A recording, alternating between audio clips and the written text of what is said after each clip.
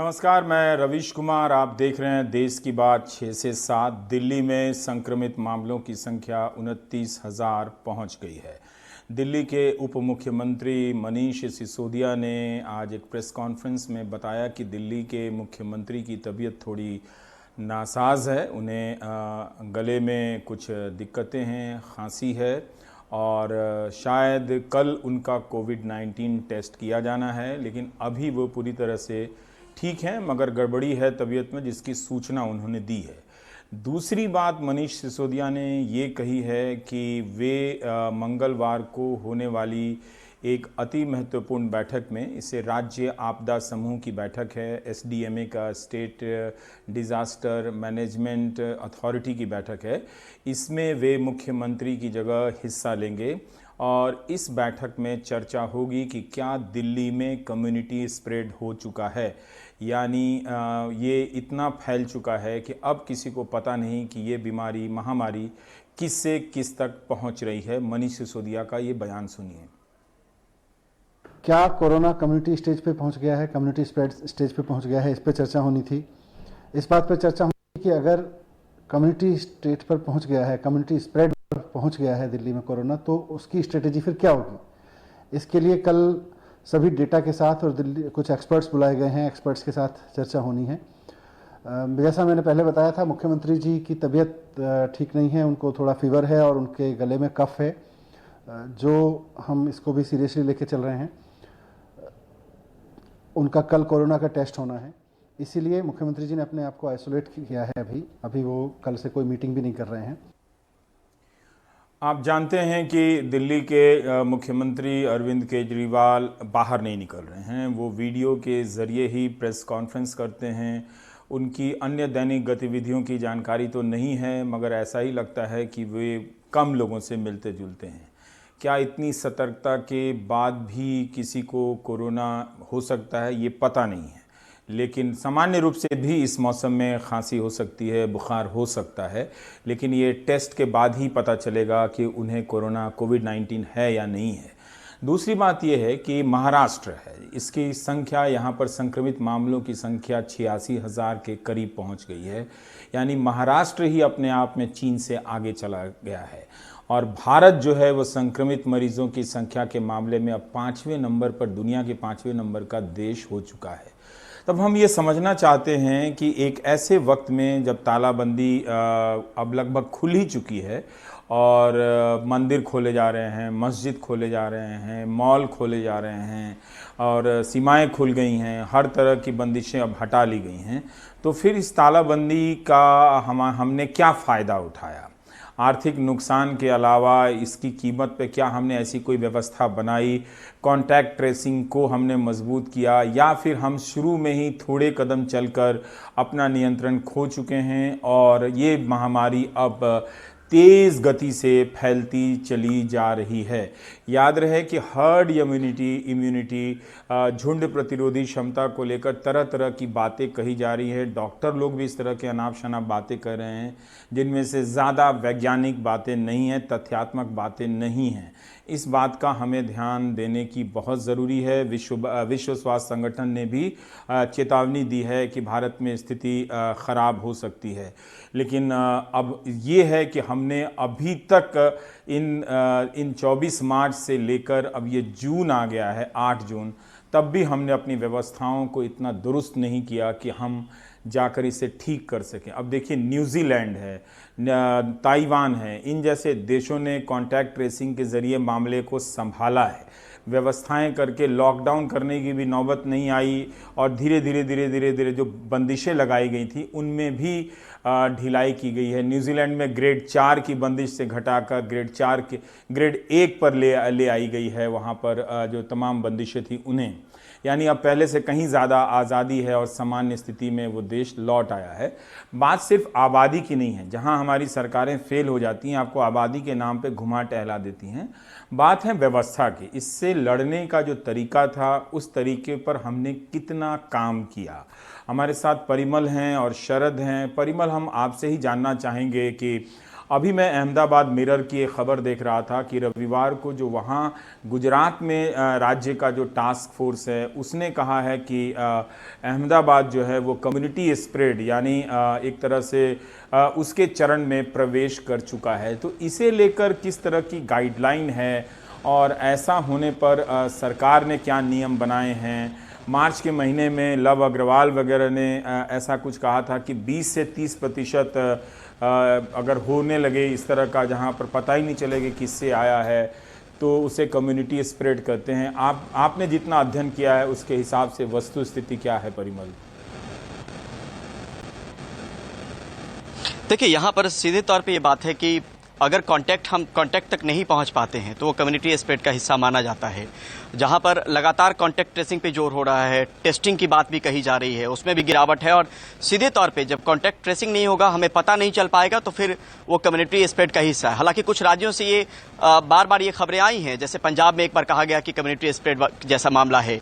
यहाँ पे रणदीप गुलेरिया हैं जो एम्पावर्ड ग्रुप में भी हैं, एम्पावर्ड ग्रुप 2 में, उन्होंने भी कई मौकों पर यह कहा है कि कुछ इलाकों में कम्युनिटी ट्रांसमिशन जैसी चीज है, लेकिन इसको लेकर आधिकारिक तौर पे कोई पक्ष अभी तक स्वास्थ्य मंत्रालय की तरफ से, आईसीएमआर की तरफ से नहीं रखा गया है। लेकिन एक सर्वे जरूर किया जा रहा है जिसका नाम सीरो सर्वे है, और वो 21 राज्यों के 69 जिलों में, उन 69 जिलों में किया जा रहा है, सैंपल लिया जा रहा है, बल्कि वो कंप्लीट हो चुका है। लगभग वेस्ट बंगाल का एक हिस्सा बचा हुआ है थोड़ा सा, जहां पे ये पता लग सकेगा कि वहां पर किस तरीके के हालात हैं। वो डिस्ट्रिक्ट हैं जो सबसे ज्यादा कोरोना की चपेट में है, जहां पे सबसे ज्यादा मामले जो है वो कोरोना के आ रहे हैं। तो ये एक आधिकारिक तौर पे एक कोशिश जरूर चल रही है कि उस पर कोई चीज बताई जाए, लेकिन गाहे बगाहे ये खबरें अलग अलग राज्यों से जरूर आई। जैसे गुजरात का जिक्र आपने किया, पंजाब से भी एक खबर आई थी कि वहां पर भी कम्युनिटी ट्रांसमिशन जैसे हालात हैं। तो ये कुल मिलाकर जो स्थिति है, और इस स्थिति में भी एक चीज और यहां पे जोड़ना बहुत जरूरी है कि WHO हमेशा से कहता रहा है कि टेस्टिंग, उसके बाद कॉन्टैक्ट ट्रेसिंग और आइसोलेशन, ये 3 बहुत अहम प्रक्रिया हैं। लेकिन टेस्टिंग को लेकर भी अगर हम चीजों को देखते हैं तो उस हिसाब से चीजें नहीं हो पा रही है, वो डिप हो जा रहा है। अभी 24% जो है वो टेस्ट डिप हो गया कल से, अगर आज तक में हम देखें 24 घंटों में। ऐसा ही एक जो गिरावट है वो 1 जून को रिकॉर्ड किया गया था, जहां 20% टेस्टिंग कम हुई थी। लेकिन भारत की टेस्टिंग कैपेसिटी अभी करीब 3.5 लाख की है, और हम 1.5 लाख भी टेस्ट नहीं कर पा रहे हैं। खासकर जो जानकार बताते हैं वो कहते हैं कि उन इलाकों में टेस्टिंग करने की ज्यादा जरूरत है जहां पे मामले कम आने शुरू हैं, और उन मरीजों की टेस्टिंग वहां पर होनी जरूरी है जो सीवियर एक्यूट रेस्पिरेटरी इलनेस के शिकार हो या इन्फ्लुएंजा लाइक इलनेस के शिकार हो, जिनको फीवर हो, सर्दी खांसी जुकाम हो, ताकि हम इसको बढ़ने से रोक सके। तो यहां पर टेस्टिंग को लेकर भी एक थोड़ी सी दिक्कत जरूर है, क्योंकि ये बात आधिकारिक तौर पर कई बार कही गई है कि दिल्ली बेशक 1000 से ज्यादा टेस्ट या 10,000 से ज्यादा टेस्ट की बात कह रहा है, लेकिन कई डिस्ट्रिक्ट ऐसे हैं जहां पे मामले कम हैं लेकिन उस हिसाब से टेस्टिंग नहीं हो पा रही है।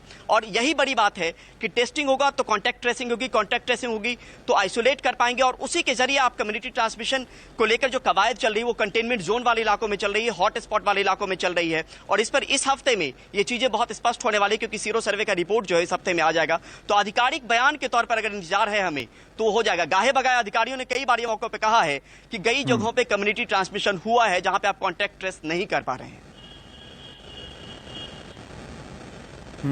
परिमल, आपने जो सुबह एक डेटा भेजा था जिससे पता चल रहा है कि ऐसा क्यों है कि हर दिन 10,000 की संख्या बढ़ती जा रही है, ये इसके जरिए आप क्या कहना चाहते थे? देखिए, इस पे सीधे तौर पे अगर हम कल के टेस्ट के आंकड़ों को लेकर देखें और आज देखें तो 24% की गिरावट है, लेकिन हमने मामलों को लेकर नया रिकॉर्ड बनाया है। जो आज के मामले हैं वो पुराने मामलों को पीछे छोड़ देते हैं, वो नया वो मामला जो है वो एक रिकॉर्ड स्तर पे पहुंचा, जो 10,000 के आसपास हम पहुंच रहे हैं। तो लगातार हम ये इस बात पे भी जोर देना चाह रहे हैं कि कैपेसिटी आपके पास है, आप 3.5 लाख टेस्ट रोजाना कर सकते हैं, बावजूद इसके आप 1.5 लाख पर अभी नहीं पहुंच पाए हैं, 1.5 लाख टेस्ट भी नहीं हो पा रहे हैं। और ये बार बार हम 1,25,000 पहुंचते हैं, फिर 1 लाख पे चला आता है। ये 1 जून की बात है। आज हम 1,42,000 43,000 पहुंच जाते हैं, फिर 1,08,000 पे हम पहुंच जाते हैं। तो जब ये बात कही जा रही है WHO की तरफ से, और जानकार भी बताते हैं कि टेस्टिंग के बिना दूसरा कोई उपाय नहीं है, दूसरा कोई मैकेनिज्म नहीं है इसको पकड़ने को लेकर, तो फिर ये गिरावट क्यों, जबकि आपके पास ये कैपेसिटी है। हालांकि दिल्ली के मुख्यमंत्री ने ये चिंता जरूर जाहिर की एसिम्प्टोमेटिक लोगों को लेकर कि सब लोग टेस्ट करवाने जाएंगे तो सिस्टम कोलैप्स हो जाएगा, क्योंकि हमारी उतनी क्षमता नहीं है, और सबसे बड़ी प्राथमिकता हमारी है कि लोगों की जान बचाना। तो जो एसिम्प्टोमेटिक है उनको ज्यादा चिंता करने की जरूरत नहीं है। लेकिन यहां पर एक जोर देने की बात जरूर है, खासकर उन इलाकों में, उन डिस्ट्रिक्ट में। दिल्ली को लेकर अगर एग्जांपल माने, जिस डिस्ट्रिक्ट से मामले कम आ रहे हैं, लेकिन मामले अगर आ रहे हैं तो वहां पर उन लोगों के टेस्ट होने की ज्यादा जरूरत है जो लोग जिनको फीवर हो, जिनको खांसी जुकाम हो, जिनको आम भाषा में, टेक्निकल भाषा में कहें तो ईली, इन्फ्लुएंजा लाइक इलनेस या सीवियर एक्यूट रेस्पिरेटरी इलनेस के मरीज बोलते हैं, तो वहां पर अगर हम करेंगे तो हम रोकथाम करने में ज्यादा सजग होंगे, सफल होंगे। तो ये चीज कवायद के तौर पे होनी जरूर चाहिए। ठीक है।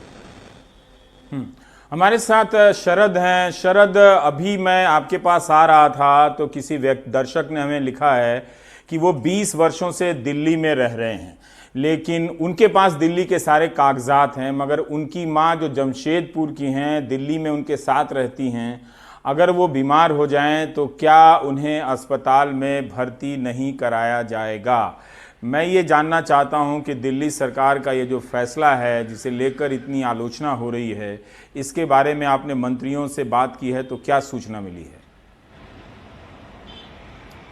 ये अभी हम जब शरद से प्रश्न कर रहे थे तभी ये खबर आई है कि जी शरद, आप बोलें जी।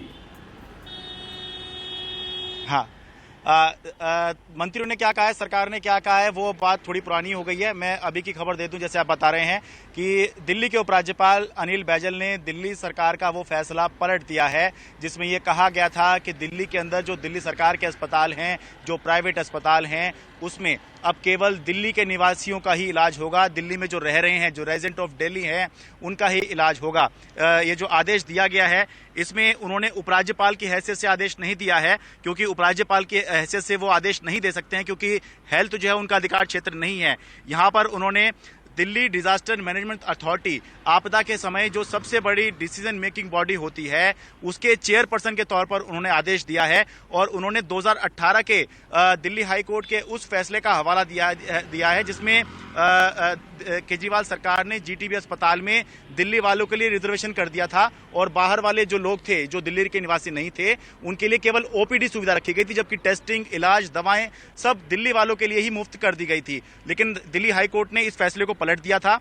तो अब उपराज्यपाल अनिल बैजल ने अपने आप को chairperson of Delhi disaster management authority के अध्यक्ष के तौर पर ये आदेश जारी किया है कि दिल्ली में किसी को भी इस आधार पर ट्रीटमेंट डिनाई ना किया जाए कि वो दिल्ली का निवासी नहीं है। हालांकि मैं अभी ये जरूर कहना चाहूंगा कि ये उपराज्यपाल का आदेश है, लेकिन क्या ये आदेश मान्य होगा? क्योंकि जो दिल्ली सरकार का आदेश था वो एक कैबिनेट का डिसीजन था। क्या डिजास्टर मैनेजमेंट अथॉरिटी के चेयरपर्सन के तौर पर उपराज्यपाल अनिल बैजल इस फैसले को पलट सकते हैं या नहीं, ये साफ नहीं है, क्योंकि डिजास्टर मैनेजमेंट अथॉरिटी जो होती है वो उसके अध्यक्ष जरूर होते हैं उपराज्यपाल, लेकिन उपाध्यक्ष होते हैं मुख्यमंत्री, और अन्य लोग दिल्ली के पुलिस कमिश्नर भी होते हैं इसके सदस्य, और जो रेवेन्यू मिनिस्टर होते हैं वो भी होते हैं, चीफ सेक्रेटरी भी इसके अंदर होते हैं। तो क्या वो अकेले दिल्ली के कैबिनेट के डिसीजन को पलट सकते हैं? इस पे अभी स्थिति स्पष्ट नहीं है, लेकिन अपनी तरफ से डिजास्टर मैनेजमेंट अथॉरिटी के अध्यक्ष मेरा एक प्रश्न है कि आदेश दिया है कि ये आदेश मान्य नहीं होगा। जी, मेरा एक प्रश्न है कि ठीक है कि ये फैसला, इस फैसले से मुझे भी बहुत आपत्ति नजर आ रही थी, विचित्र लग रहा था। ये फैसला पलटा जाना ही चाहिए, लेकिन क्या ये प्रक्रिया होनी चाहिए? दोपहर में दिल्ली के उप मुख्यमंत्री मनीष सिसोदिया प्रेस कॉन्फ्रेंस करके कहते हैं कि मंगलवार को स्टेट डिजास्टर मैनेजमेंट अथॉरिटी की बैठक होनी है, मुख्यमंत्री बीमार हैं तो उनकी जगह वो बैठक में हिस्सा लेंगे। अभी आप उनके प्रेस कॉन्फ्रेंस के 2 घंटे बाद खबर दे रहे हैं कि उपराज्यपाल ने ये फैसला ले लिया, डिजास्टर मैनेजमेंट अथॉरिटी एक्ट के तहत उन्होंने फैसला ले लिया कि वो कैबिनेट का फैसला बदला जाएगा। तो फिर उपराज्यपाल, जो दिल्ली में इतनी अव्यवस्थाएं हो रही हैं, उसकी भी जिम्मेदारी ले लें, फिर जो स्वास्थ्य की जो तैयारियों की जो कमियां हो रही हैं उसकी भी जिम्मेदारी ले लें। क्या अब हम माने कि ये अब पॉलिटिक्स शुरू हो गई है?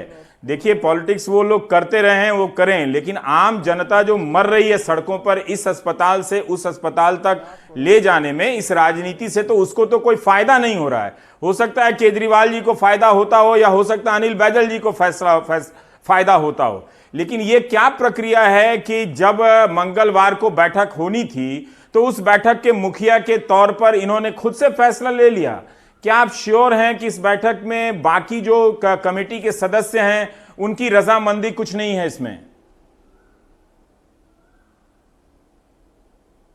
बिल्कुल सही बात बात है, मैं वही कह रहा हूँ कि अगर इस फैसले पर उपराज्यपाल को इतनी आपत्ति थी तो जब 1 जून को दिल्ली के मुख्यमंत्री ने प्रेस कॉन्फ्रेंस करके दिल्ली के बॉर्डर सील करने का ऐलान किया था, तभी क्या उन्होंने इनसे बात की थी? या जब दिल्ली के मुख्यमंत्री ने ये रिपोर्ट आई थी कि दिल्ली के अस्पताल जो हैं वो दिल्ली वालों के लिए होने चाहिए, दिल्ली के निवासियों के लिए होने चाहिए, क्या तब उन्होंने उनसे बात नहीं की? और जब कैबिनेट ने डिसीजन ले लिया है और अब कल इस पर बैठक होनी ही है, तो क्या ये बेहतर ना होता कि आप उस अथॉरिटी के अंदर जो बैठक होने वाली है उसके अंदर ही ये बैठक में फैसला करते?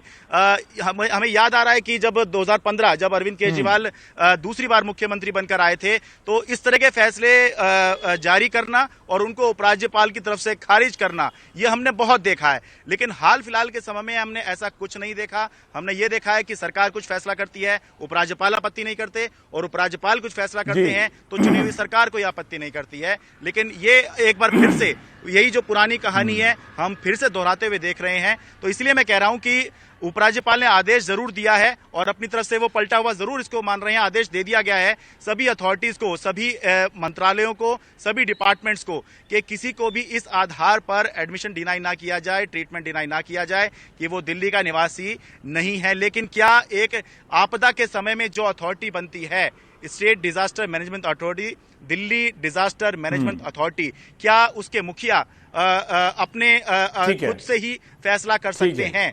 ये इस पे स्थिति स्पष्ट नहीं है, क्योंकि अगर वो कर सकते हैं तो फिर उपाध्यक्ष मुख्यमंत्री हैं, वो भी कोई कल को कुछ फैसला कर देंगे जो हम देखते रहेंगे। जी, हम इस कानूनी पहलू के बारे में मुझे जानकारी नहीं है। शरद भी आशंकित हैं कि कुछ भी ठोस तरीके से कहा जाए कि नहीं, कि डिजास्टर मैनेजमेंट एक्ट क्या इतना पावर देता है कि एक राज्य के कैबिनेट के फैसले को पलट दे। ये ज़रूर है कि वो एक ऐसा फैसला है कि जिससे हम भी सहमत नहीं हैं, लेकिन क्या आप जिससे सहमत नहीं हैं उसे निरस्त करने की प्रक्रिया लोकतांत्रिक नहीं होनी चाहिए?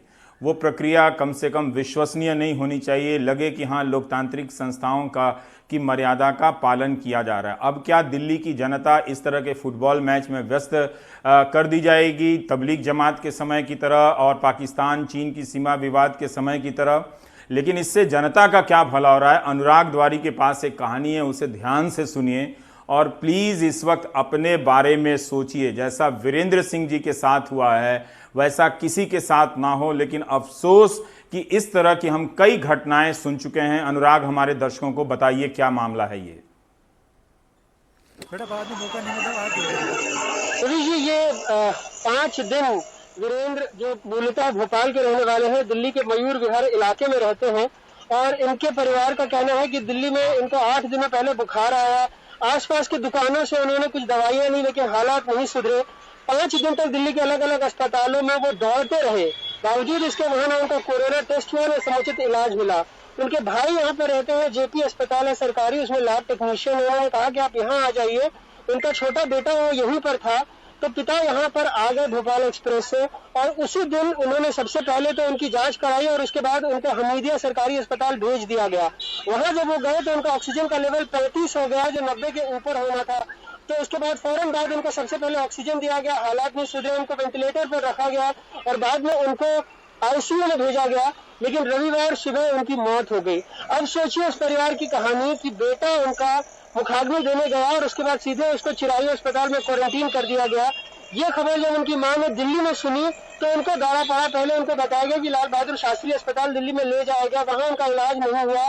15 साल की बेटी है, वो उनको लेकर दौड़ी नोएडा में, और नोएडा के एक आइसोलेशन वार्ड में माँ है, बिटिया को अकेले 15 साल की बच्ची घर में क्वारंटीन है, भाई उसका यहाँ पर क्वारंटीन है, और पिता की मौत हो चुकी है।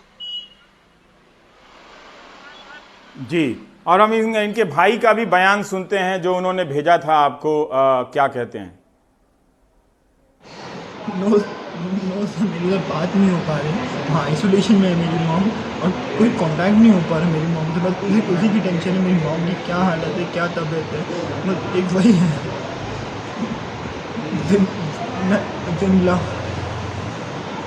विमला सेक्टर 11 नोएडा और मेट्रो हॉस्पिटल हर्ट वाला आइसोलेशन वार्ड में।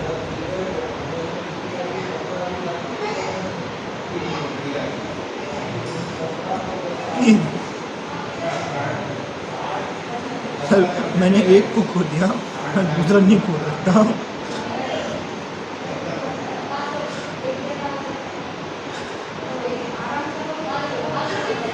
Please sir, do something.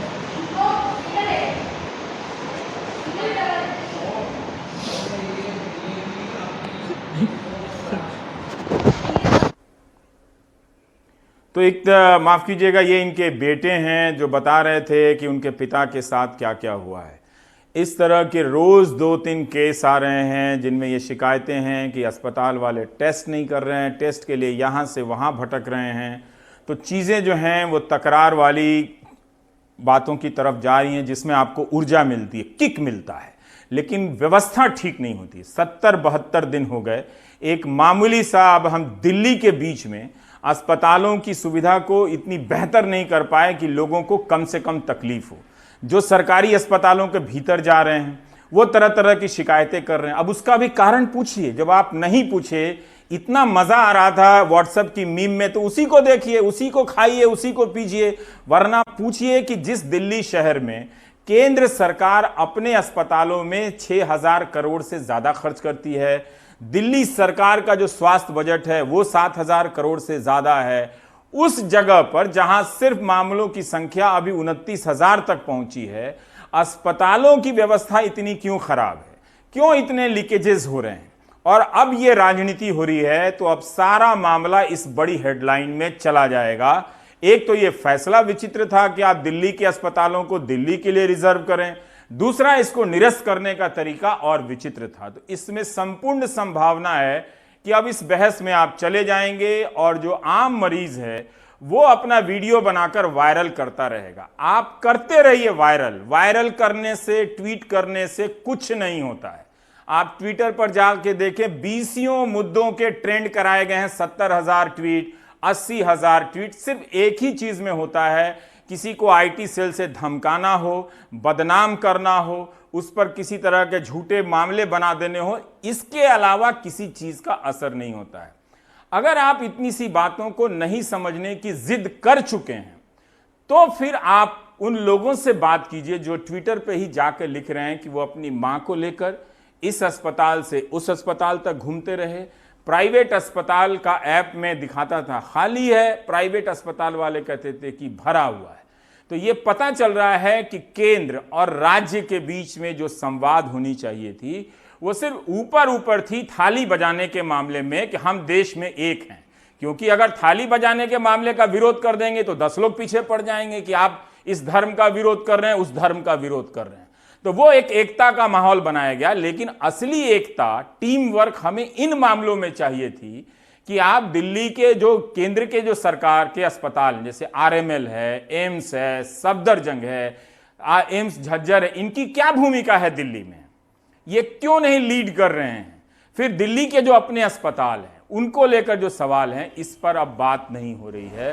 तो इस फुटबॉल मैच में हम और आप पिसने वाले हैं, इसमें अब कोई बचा नहीं है। बड़े बड़े समृद्ध परिवार के लोग भी यहाँ वहाँ फ़ोन करते रह रहे हैं और दिन के उनके 7 से 8 घंटे खराब होते जा रहे हैं। तो हम इस स्थिति में पहुँच गए हैं। आलम यह है कि अब प्रेस कॉन्फ्रेंस भी नियमित रूप से होनी बंद हो गई है। ब्रेक के बाद जब हम लौटेंगे तो इस पर बात करेंगे।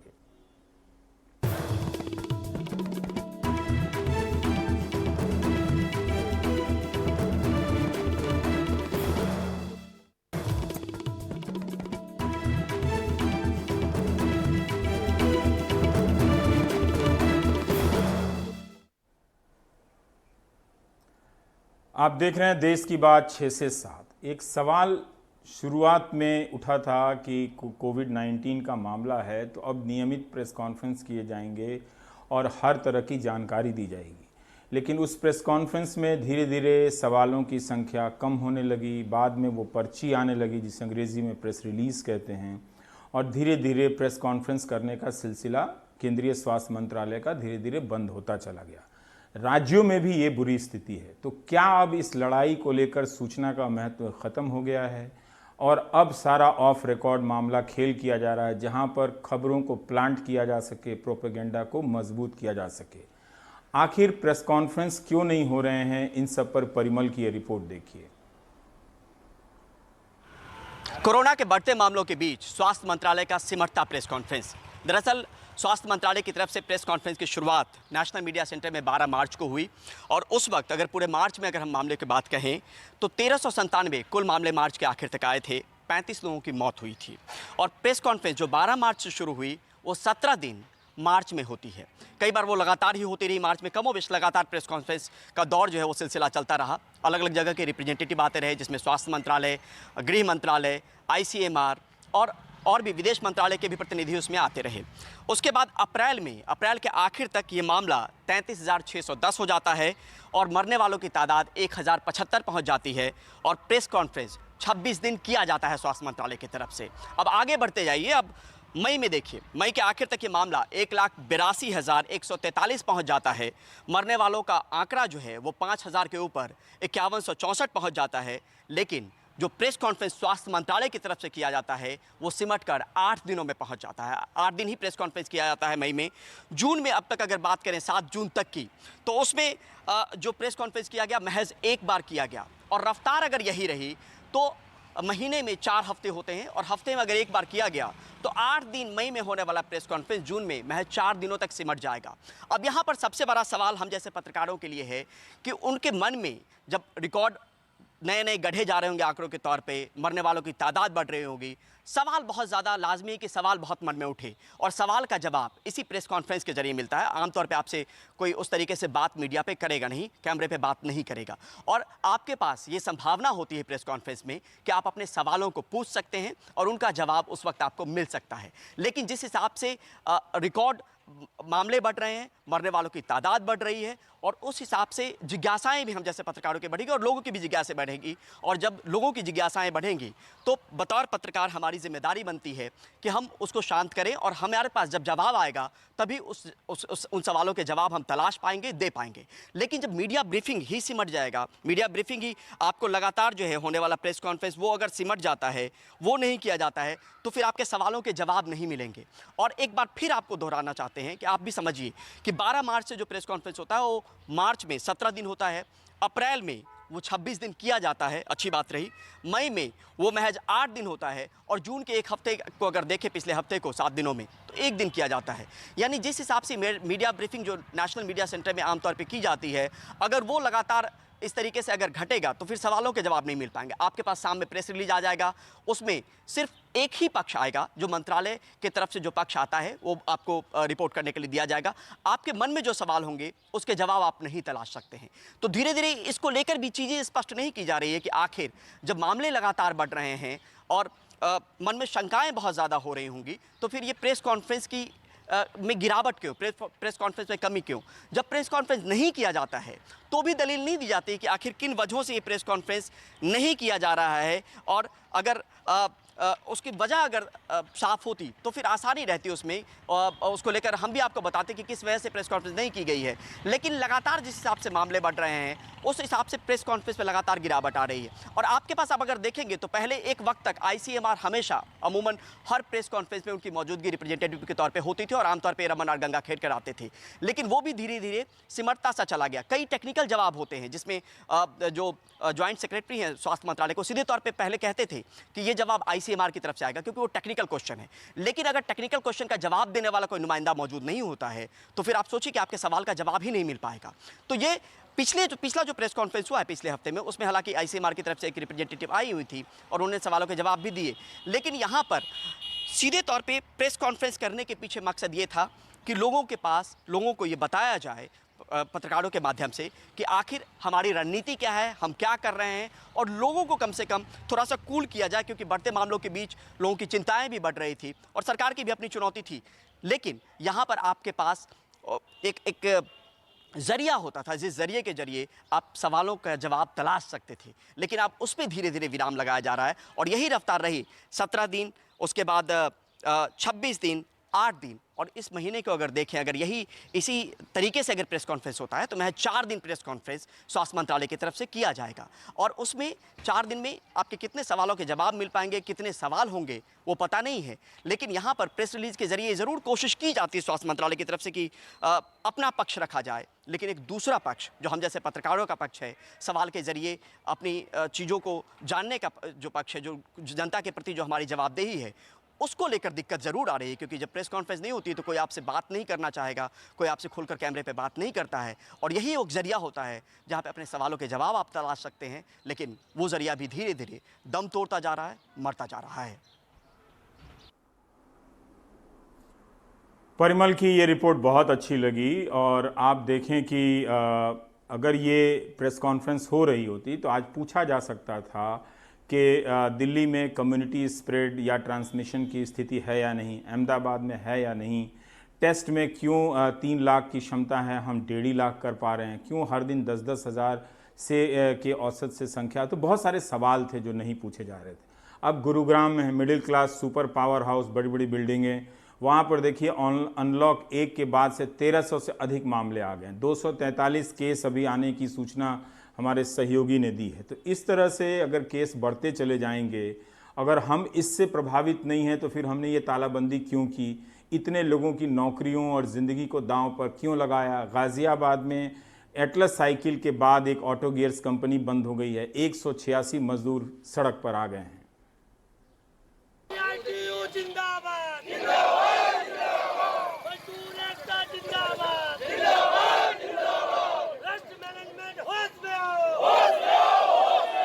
शनिवार में पूरे टाइम वर्किंग डे हुआ है, और संडे में कल दोपहर में अचानक यहाँ पे जो है ले ऑफ का नोटिस लगा दिया गया है।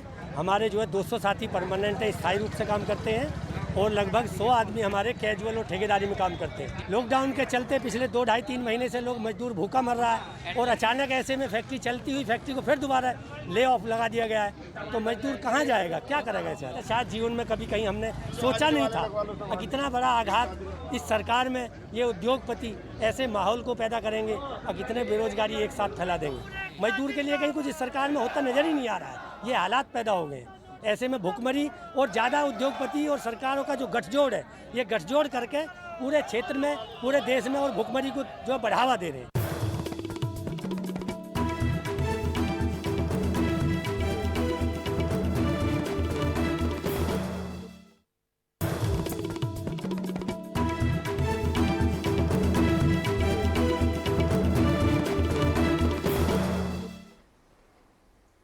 आप देख रहे हैं देश की बात। 6 से 7 मॉल खोल दिए गए हैं, दुकानें खोल दी गई हैं, और दूसरी तरफ मामलों की संख्या बढ़ती चली जा रही है। क्या मॉल में फिर से वो रौनक वापस आ सकेगी? और जो इस तरह से एक देह से दूरी के नियमों का पालन करना है, कुछ दुकानों को खोलना है, इन सब के बावजूद इतने महीनों का बिजनेस का जो नुकसान हुआ है, क्या मॉल वाले अब उम्मीद कर रहे हैं कि उसकी भरपाई कर पाएंगे? हम इस वक्त दिल्ली के एम्बियंस मॉल के बाहर खड़े हैं, और यहाँ पर सरकार के आदेश के मुताबिक जो है मॉल्स खुल गए हैं, एहतियात काफ़ी बढ़ते गए हैं कोरोना को लेकर। और हमारे साथ बातचीत करने के लिए एम्बियंस मॉल के जो जीएम है IP सिंह, क्या क्या आपने इंतज़ाम किए हैं कोरोना से बचने के लिए? देखिए, गवर्नमेंट की जो गाइडलाइंस थी उनका पूरा पालन किया गया है। उसके अलावा हमने कुछ चीज़ें एक्स्ट्रा भी करी हैं, सो दैट हमारे जो कस्टमर आते हैं उनको ये फील ना हो कि यहाँ किसी चीज़ की कमी है। हम मार्केट से, ओपन स्पेसेस से मच मोर सेफ हैं, सैनिटाइज हैं। इसके लिए देखिए, आप एंट्री से ही हमने मार्किंग करी है। लोग सोशल डिस्टेंसिंग मेंटेन करें। एंट्री पे अगर आप नॉर्मल देखें तो हमने मैट्स लगाई हैं। ये मैट्स के ऊपर मेडिसिन डाली जा रही है, कस्टमर इस पर खड़ा होता है ताकि जो नीचे उसके जर्म कीटाणु हैं वो इस मेडिसिन से किल हो जाएं। और ये आप हमारे गार्ड्स हैं, अच्छा, आपका टेम्परेचर चेक करते हैं। अगर टेम्परेचर अगर किसी का अधिक है तो उसको अंदर जाने का टेम्परेचर ज़्यादा, तो हम उनको बोलते हैं सर आप वेट करिए, कई बार थोड़ा ज़्यादा है, दोबारा चेक करते हैं। देन अगर नहीं होता फिर उनको हम वापस भेज देते हैं। आप मास्क के बिना, और अगर किसी का टेम्परेचर ज़्यादा हम अलाउ नहीं करते किसी को अंदर आने के लिए। ऑटोमेटिक डिस्पेंसर रखा हुआ, डिस्पेंसर है। आप नीचे हाथ रखें तो ऑटोमेटिक आपके ये सैनिटाइज होने आ रहे हैं। और यहाँ पर आपने एक्सरे का है, अगर किसी का बैग आता है हाँ उसको भी चेक किया जाता है। कितने लोग एक साथ आ पाएंगे, क्या समय जो यहाँ पर शॉप है सब लोग एंट्री कर सकेंगे, लोगों ने आना शुरू कर दिया? देखिए अभी आज तो खुली है मॉल, मेरे ख्याल दिल्ली की बाकी मॉल्स अभी खुली नहीं है, तो अभी कस्टमर्स बहुत स्लो हैं, लेकिन आस्ते आस्ते हम देख रहे हैं जिससे जितने हम एक्सपेक्ट कर रहे थे उससे ज़्यादा हैं लोग आ रहे हैं। मतलब दैट शोज़ के लोगों में कॉन्फिडेंस है मॉल्स में आने के लिए, क्योंकि मॉल्स ने बहुत कुछ काम किया है, सारी मॉल्स ने किया है। जी एक चीज़ बता सकते हैं कि लगभग जो पूरे 2.5 महीने जो पूरे सब बंद रहे, कितना लगभग नुकसान हुआ होगा? क्या लोगों को कुछ निकाला गया है, सैलरी कट हुआ है, क्या कुछ बता सकते हैं? नहीं देखिए, नुकसान तो मॉल का और स्टोर्स का हुआ ही है, सेल्स नहीं है, रेवेन्यू नहीं है, मॉल का भी बहुत नुकसान है, क्योंकि मॉल इटसेल्फ एंड स्टोर एक टीम है। सो जब किराया भी बहुत देना पड़ रहा होगा सबको, कैसे क्या उसका? देखिए हमने स्टाफ कोई निकाला नहीं है, हमारा जितना स्टाफ था उतना ही स्टाफ है। हमारी कंपनी ने एक डिसीजन लिया है, किसी को निकालेंगे नहीं। लेकिन अभी कोरोना तो और ज़्यादा बढ़ रहा है, खतरा और ज़्यादा है। देखिए खतरा तो है, गवर्नमेंट ने सोच समझ के ही अलाउ किया खोलने के लिए, लेकिन मॉल्स मार्केट स्पेस है बहुत सेफ है। ये थे IP सिंह एम्बियंस मॉल के, जिनका ये कहना है कि मॉल्स के अंदर जो है सुरक्षा के तमाम इंतजाम किए गए हैं, किसी भी तरह कोरोना ना पड़े। और इनका ये कहना है कि बाजार की तुलना में अगर बात करें तो मॉल जो है काफ़ी हद तक जो है ठीक है, जहां कस्टमर आ सकते हैं। नई दिल्ली में कैमरामैन सुशील राठी के साथ राजीव रंजन, NDTV इंडिया। और अब हम एक ब्रेक लेंगे। ब्रेक के बाद जब लौटेंगे तो बात करेंगे उत्तर प्रदेश में पत्रकारों के खिलाफ FIR करने की प्रवृत्ति पर।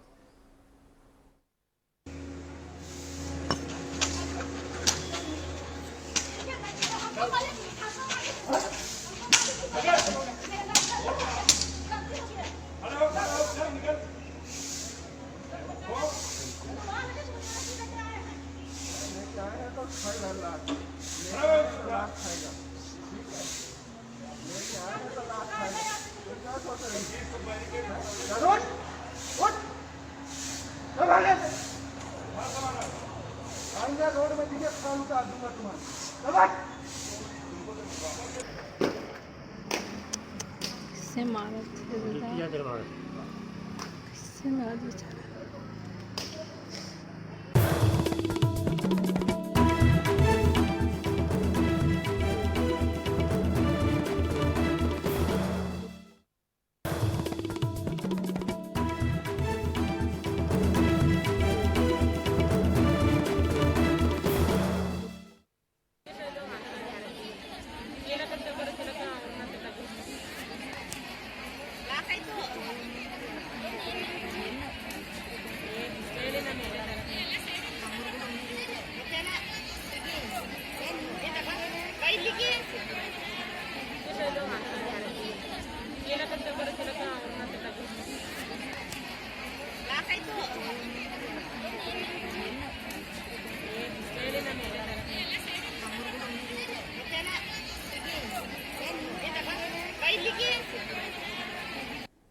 तो आपने ये जो तस्वीरें देखी हैं वो बेंगलुरु के गोकुलदास एक्सपोर्टर की है, जो टेक्सटाइल के रेडीमेड गारमेंट के बड़े एक्सपोर्टर माने जाते हैं, और उनकी कंपनी में काम ठप हो गया है। हज़ारों की संख्या में, सैकड़ों की संख्या में मज़दूर बेरोज़गार हो गए हैं। गाज़ियाबाद से भी खबर आपने देखी ही। ये वो खबरें हैं जिन्हें आप किसी भी तरीके से प्रोपेगेंडा के ज़रिए भी अगर आप पीछे धकेल दें तो भी जिनकी नौकरी गई है, जिनके पास EMI देने के पैसे नहीं हैं, वो भुगत रहे होते हैं, उन खबरों को खुद ही रिपोर्ट कर रहे होते हैं, खुद ही पढ़ रहे होते हैं। इसलिए कोई ख़ास फ़ायदा नहीं है इन खबरों को रोकने का, इन खबरों को दबाने का। बहुत से लोग इतने आहत हो चुके हैं, इतने परेशान मानसिक स्थिति में, जब तब मैसेज कर देते हैं कि EMI देने के पैसे नहीं है, सरकार से आप कहिए। अब मैं कहाँ से दिलवा दूँ सरकार की। अब जो आपको एक दूसरी बात बतानी है कि जो पत्रकार इस दौरान रिपोर्ट कर रहे हैं उन्हें किस किस तरह से परेशान किया जा रहा है। आपने देखा कि स्वास्थ्य मंत्रालय प्रेस कॉन्फ्रेंस नहीं कर रहा है। फिर अब आप देखिए उत्तर प्रदेश से ये जो तस्वीरें आई हैं, ये फतेहपुर से जो पत्रकार हैं, उनके पत्रकार संगठन हैं, वो लोग गंगा और यमुना नदी में उतरकर इस तरह से होर्डिंग बैनर लेकर प्रदर्शन कर रहे हैं। मामला ये है कि अजय भदौरिया हैं वहाँ के प्रेस एसोसिएशन के अध्यक्ष, उनके खिलाफ एफआईआर में लिखा गया है कि ट्विटर पर फर्जी खबर चलाई है कि फतेहपुर में कम्युनिटी किचन बंद हो गया, और जो कि बंद नहीं हुआ था। इनकी खबर से वहाँ अफरा तफरी मच गई और महामारी फैलने की संभावना प्रबल हो गई। अगर ये आधार था तो न जाने कितने जगहों पर मेले हुए, विधायकों के यहाँ तमाम तरह से आना जाना हुआ, वहाँ पर एफआईआर नहीं होती है, लेकिन एक पत्रकार के लिए एफआईआर करते हैं। यह भी आरोप लगाया गया कि 20 साल से अध्यक्ष हैं, कई तरह के वसूली करते हैं। लेकिन न्यूज़ लॉन्ड्री ने एफआईआर की पड़ताल की है और लिखा है कि जो एफआईआर में जो प्रसंग लिखा है वो प्रसंग उन्होंने ट्वीट नहीं किया। 12 मई को जो ट्वीट किया उसमें वो कम्युनिटी सेंटर बंद होने की बात कह रहे हैं, लेकिन उनके ट्वीट का सदर तहसील के कम्युनिटी किचन से कोई लेना देना नहीं है। उन्होंने अपने ट्वीट में साझा किया था कि बुजुर्ग दंपति का वीडियो साझा करते हुए लिखा था कि नेत्रहीन वृद्ध दंपति आदर्श गांव रामपुर के हैं, इनको खाने के लिए भोजन नहीं, कभी कभी मांग कर खाते हैं, खाली पेट सो जाते हैं। अधिकारियों को अवगत कराया, परंतु विजयपुर में चलने वाले कम्युनिटी किचन से एक भी खुराक इन्हें नसीब नहीं हुआ। एक भी खुराक चलने वाले, इन्होंने कहीं नहीं लिखा कि ये कम्युनिटी किचन भी बंद हो गई है। इन्होंने लिखा कि वहाँ जो किचन चल रही है उससे एक भी खुराक नहीं मिला। अब ये कैसे सरकार की छवि को नुकसान पहुंचाना हो गया और एक पत्रकार के खिलाफ एफआईआर कर दिया गया। तो आप देख भी रहे हैं कि बहुत सारे पत्रकारों की नौकरियां चली गई हैं। आप वेबसाइट पे जाइए तो खबरें सूख गई हैं, सिकुड़ गई हैं, 2-3 खबरें हैं, और नतीजा क्या हो रहा है कि आप वीडियो बनाकर वायरल कर रहे हैं। तो करते रहिए, उससे कुछ होने जाने का नहीं है। जब पत्रकारिता का सिस्टम, इकोसिस्टम और उसके भीतर का सिस्टम ध्वस्त हो जाएगा तो मिलेगा झुंझुना। और इसी तरह की खबरें कि दिख लीजिए कि मंदिरों में लोग चले गए हैं, ये कितनी बड़ी खबर है कि उसको हम भी दिखा रहे हैं कि मंदिर खुल गए हैं, अब लोग आने जाने लगे हैं। लेकिन फर्जी एफआईआर हो रहे हैं, लोगों पर केस हो रहा है, फैक्ट्रियां बंद हो रही हैं, लोगों की नौकरी जा रही है, ईएमआई के पैसे तक नहीं है लोगों के। कितनी परेशानी में इस वक्त लोग हैं, इसका कहीं कोई हिसाब किताब नहीं है, इस पर कहीं भी साफ साफ बात नहीं है।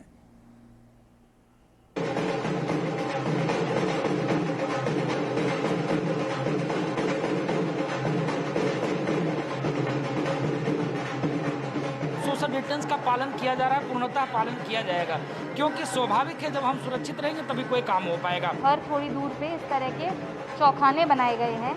ये देखिए, ये जो स्क्वायर्स हैं तो ये निर्धारित करने के लिए कि यदि आप यहाँ पर लाइन भी लगा रहे हैं तो दूरी बना करके लाइन लगाएं इस तरह से। जनता के और लोगों से भाव भी है भगवान के प्रति, पर लोग जैसे हम जो गवर्नमेंट की गाइडलाइन है 10 मंदिर के बच्चे 5 के उसी हिसाब से छोड़ा जाएगा, और खाली भगवान के दर्शन करके मंदिर के अंदर से वापस एक फुल सेकंड के बाद मंदिर से उनको बात। और आज के टाइम में भगवान हनुमान जी संकट मोचन है, वो आपको सबको आशीर्वाद देंगे कि बीमारी से निजात पाई जाए।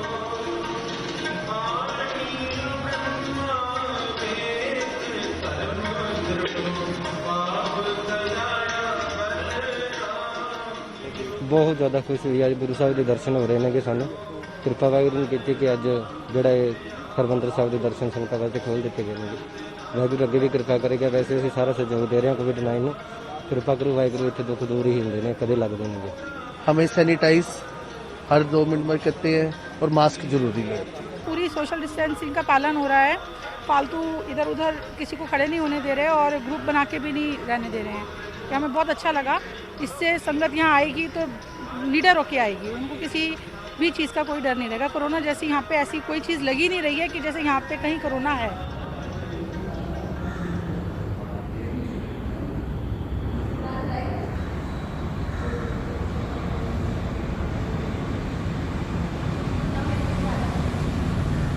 सरकार की तरफ से एडवाइजरी थी और जिस तरीके से एक मैप तैयार किया गया है, जो आप अभी देखेंगे कि किस तरीके से डिस्टेंस को बरकरार रखते हुए लोग नमाज अदा करेंगे। आप देख रहे हैं कि ये सफ़ों के अंदर भी डिस्टेंस रखा गया है। एक सफ़ ये है और तो दूसरी तरफ उसके बाद खाली है, फिर तीसरी सफ़ उसके बाद बनेगी। तो डिस्टेंस का काफ़ी ख्याल रखा गया है ताकि किसी को वायरस नहीं लग सके। हमने यहाँ से ये भी ऐलान किया है कि अपने घरों से वुजू कर आएं, सिर्फ यहाँ फ़र्ज अदा करें और फ़र्ज अदा करने के बाद फौरन अपने घर चले जाएं और सुन्नतें भी अपने घरों पर ही अदा करें।